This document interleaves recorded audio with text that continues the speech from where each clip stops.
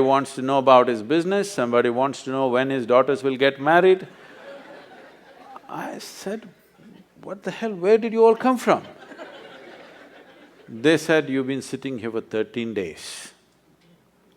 In my experience, it was only 25-30 minutes. Every cell in my body is bursting with ecstasy. One thing I know is I don't want to lose it. It may be madness, but I don't want to lose it.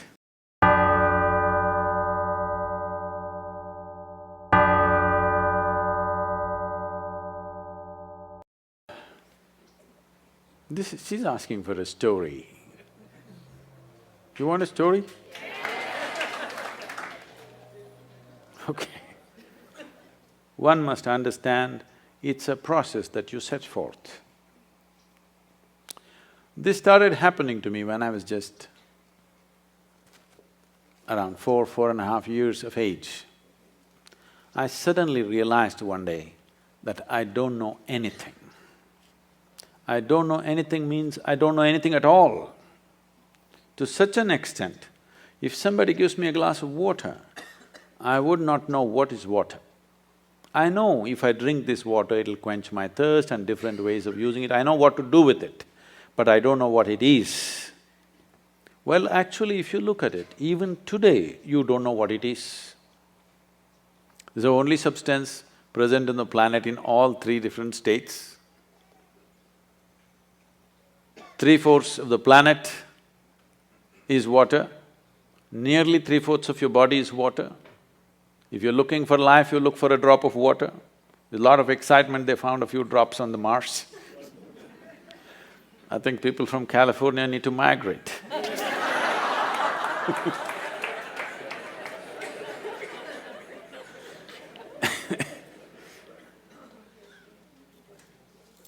So, I'm just staring at this glass of water for hours on end. If I found a dry leaf, I'm just looking at the leaf for 5-6 hours at a stretch.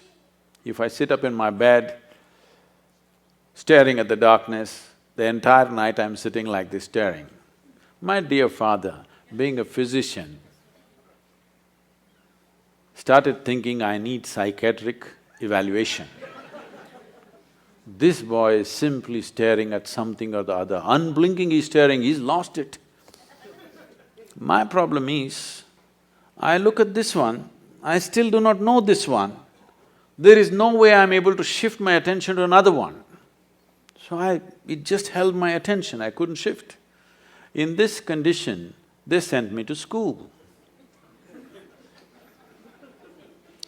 And my mother said, pay attention to the teachers.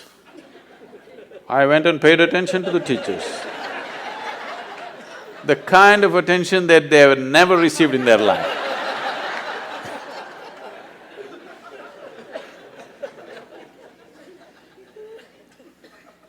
And initially I understood the words that they were speaking and what they were trying to say.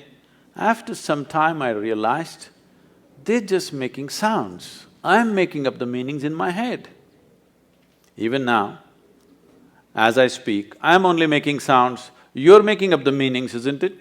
Because language is a conspiracy between two people. If you have a conspiracy, what do? The Indians, you speak in your language.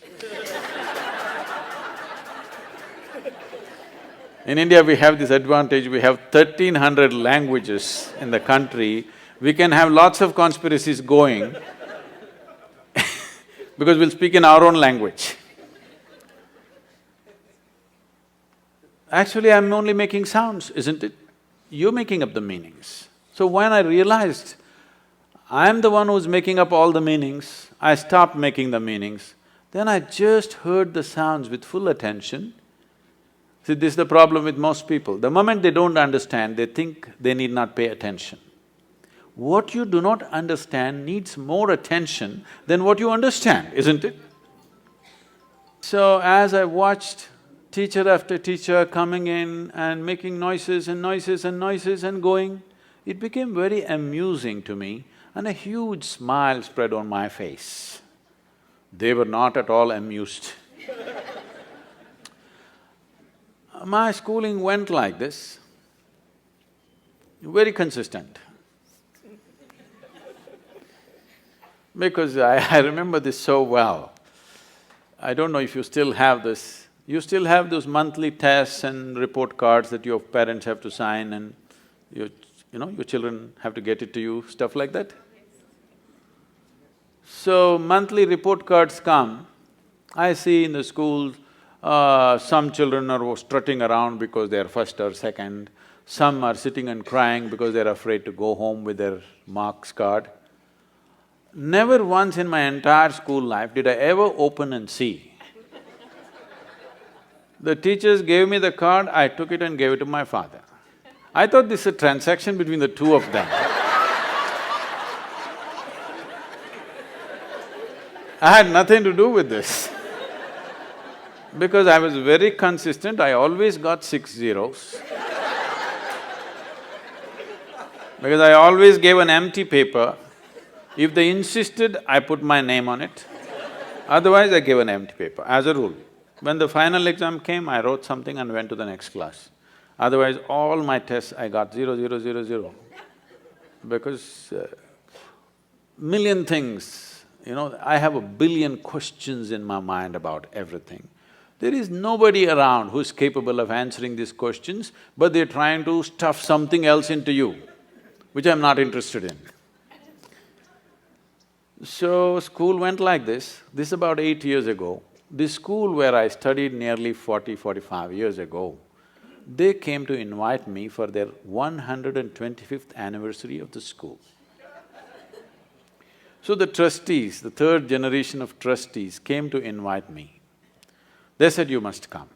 I said, "See, I was not just a not good student. I was not even a student, why me, You call the brilliant students of your school, why me?" They said, our school has produced union ministers, our school has produced cricketing stars, our school has produced film stars, you are the only mystic, you must come. So, okay. So I went there to speak and and I went and stood up in the quadrangle, looked around the same oppressive buildings. Then I suddenly remembered this classroom. I was about 13 years of age. One afternoon, the teacher is trying to get a response for some question he is asked. I hear the sounds, but I don't hear the words. After some time, I don't even hear the sounds, I don't even see their forms, I just see all kinds of things. I know their past, present and future, but I don't know what he's saying. I know his entire life better than him, but I don't know what he's saying. And 35–40 minutes, he desperately tried to get a response from me.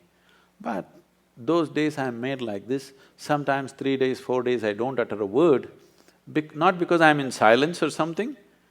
When you don't know anything, what do you say?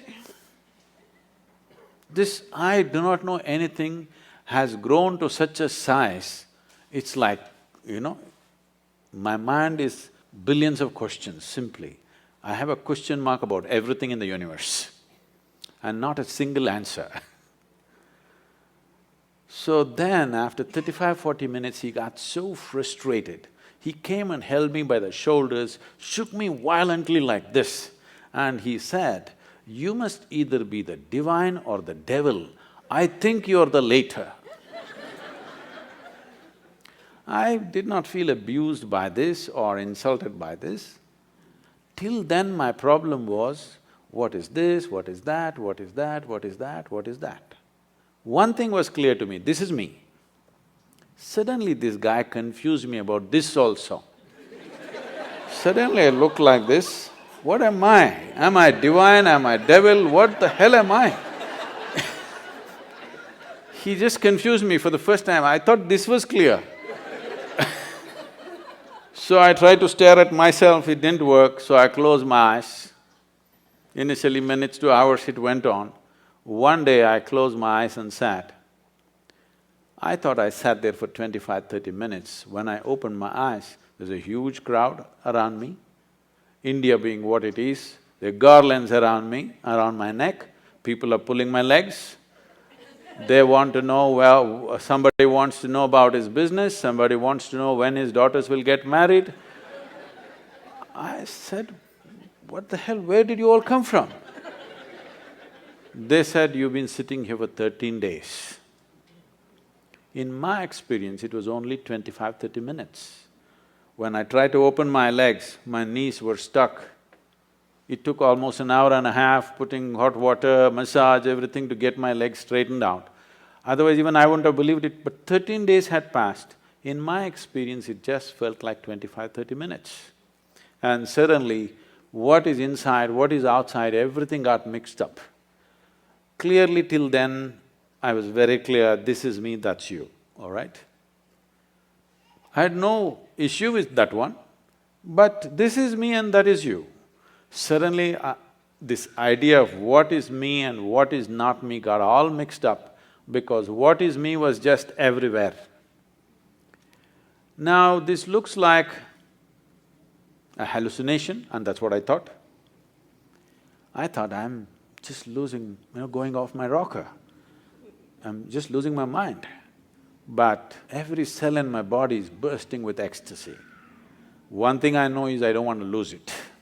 It may be madness, but I don't want to lose it. So right now, my whole effort with life is to just rub off that madness on you. You should also know the ecstasy of being alive. Right now, you know the torture of your intellect. You must know the ecstasy of being alive. You are a piece of life. Rest is all arrangements. Yes or no? Why did you make these arrangements? To enhance your life. No. You made these arrangements mainly to enhance this life. You thought with education your life would enhance itself. With money it would enhance itself. With marriage it would enhance itself. With children it would enhance itself.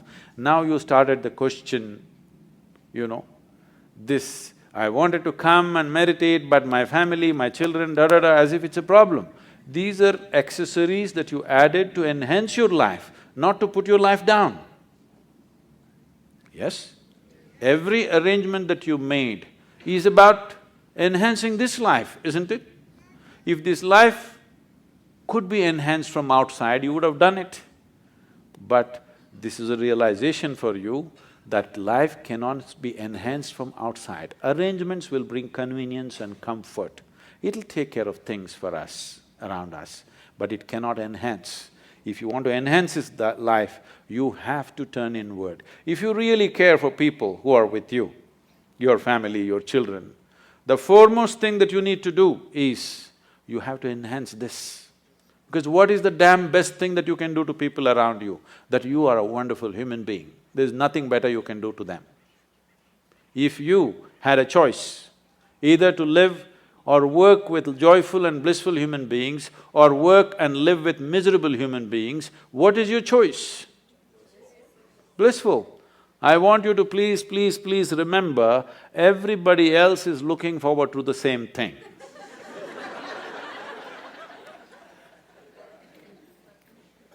You think other people want miserable people? No, please just give them that much, that you're a joyful human being. Thank you very much.